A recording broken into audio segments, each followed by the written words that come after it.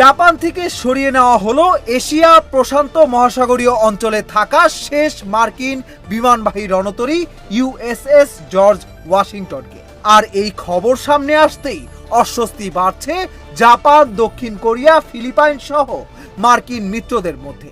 কারণ তাদের ভয় ইরানের যুদ্ধ যত দীর্ঘ হবে, এশিয়ায় চীনের ক্ষমতা ততই বাড়বে।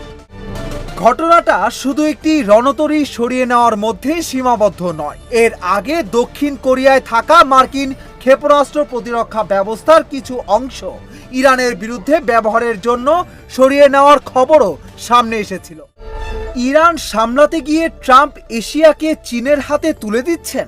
একদিকে ইরান যুদ্ধ 6 মাসে গড়াচ্ছে, অন্যদিকে যুক্তরাষ্ট্রের সামরিক উপস্থিতির সবচেয়ে গুরুত্বপূর্ণ প্রতীকগুলোর একটি সরে গেল মধ্যপ্রাচ্যের দিকে। কি ইরান যুদ্ধ চালিয়ে যেতে গিয়ে যুক্তরাষ্ট্রের ক্ষেপণাস্ত্র ও গোলাবারুদের মজুতেও চাপ তৈরি হয়েছিল বলে বিভিন্ন প্রতিবেদনে উঠে এসেছে। সবকিছু মিলিয়ে এশিয়ায় প্রশ্নটা এখন আরো মধ্যপ্রাচ্য যুদ্ধ সামলাতে গিয়ে এশিয়ায় নিজের প্রতিরোধ ক্ষমতায় দুর্বল করে ফেলছে।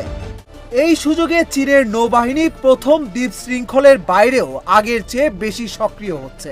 চীনের লিয়াওলিং ও শানডং বিমানবাহী রণতরী পশ্চিম প্রশান্ত মহাসাগরে নিয়মিতভাবে নিজেদের উপস্থিতি জানান দিচ্ছে। তাইওয়ানের পূর্বাঞ্চলের জলসীমাতেও চীনা কোস্টগার্ডের তৎপরতা বেড়েছে। এই এলাকাগুলোর কিছু অংশ জাপান ও ফিলিপাইনের অর্থনৈতিক সমুদ্র সীমার সঙ্গেও ওভারল্যাপ করে। বিশ্লেষকদের মতে এসব তৎপরতার লক্ষ্য শুধু তাইওয়ান নয়, টোকিও ও ম্যানিলার প্রতিক্রিয়াও পরীক্ষা করছে বেইজিং। আর সবচেয়ে গুরুত্বপূর্ণ বিষয় হলো চীন এখন দেখছে যুক্তরাষ্ট্র কত দ্রুত এবং কতটা শক্তভাবে প্রতিক্রিয়া জানাতে পারে। তবে পুরো এশিয়া যে মার্কিন নিরাপত্তার ছায়া থেকে বেরিয়ে যাচ্ছে, বিষয়টা এমন নয়। এই অঞ্চলে এখনো প্রায় 3,75,000 মার্কিন সামরিক ও বেসামরিক কর্মী রয়েছে। কিন্তু প্রতীকী দিক হচ্ছে জর্জ ওয়াশিংটনের এই সরে যাওয়া গুরুত্বপূর্ণ।